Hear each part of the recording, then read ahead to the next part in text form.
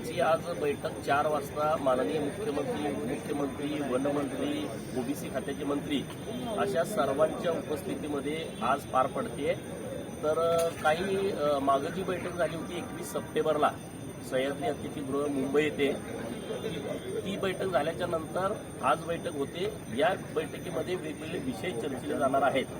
त्या बैठकीमध्ये काही सरकारनं आम्हाला शब्द दिले होते त्याच्याबद्दलचा उहापोह आजच्या बैठकीत आज होणार आहे. आदिवासी संदर्भात ज्या सुविधासाठी काही निर्णय घेतले होते, आता त्यानंतर निवडणुका आल्या, त्यानंतर कुठला एक फंड आहे तो मिळाला नाही, त्या संदर्भात काही चर्चा होणार आहे? नाही होणार ना, त्याचं तर आकडेवारी आज आम्ही सरकारकडे देणार आहोत.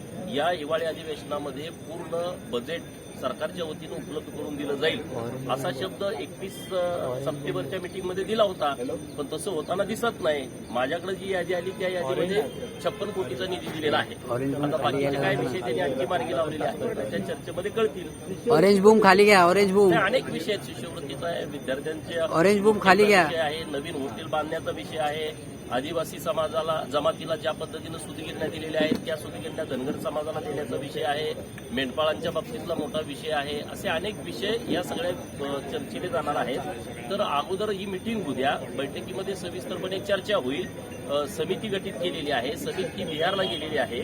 नव्यानं छत्तीसगड राज्याचं या 3 राज्य अगोदर जी अभ्यासासाठी निवडली होती, तेलंगणा, मध्य प्रदेश आणि बिहार, तर त्यामध्ये ऍड छत्तीसगड करायचे असे अनेक विषय आहेत.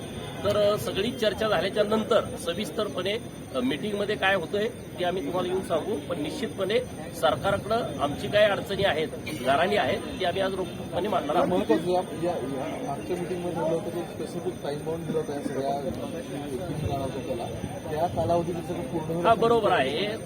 समिती बिहार राज्याचा दौरा करून आली अशी मला माहिती आहे आणि येत्या 2-4 दिवसामध्ये मध्य प्रदेशला जाणार आहे.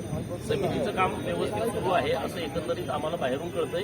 कारण लगेच तात्काळ सरकारनं निधी उपलब्ध करून देऊन बिहारला त्यांना जाण्यासाठीची तरतूद निर्माण केली. 8 दिवस ही समिती बिहारमध्ये होती.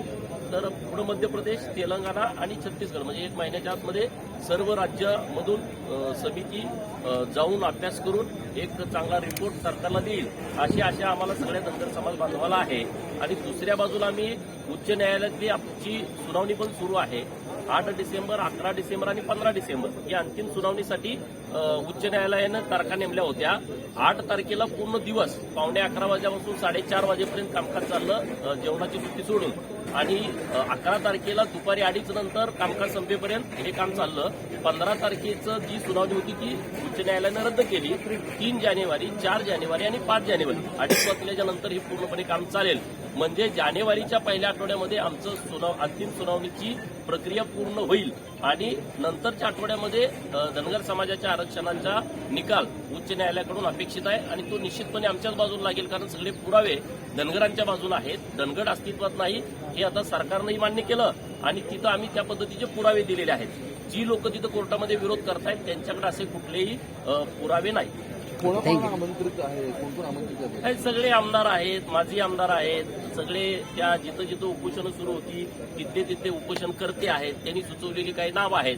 असे काही 5-50 लोक या बैठकीला आज महाराष्ट्राच्या कानाकोपऱ्यातून उपस्थित राहणार आहेत. या बैठकीसाठी फक्त 15 मिनिटं दिले.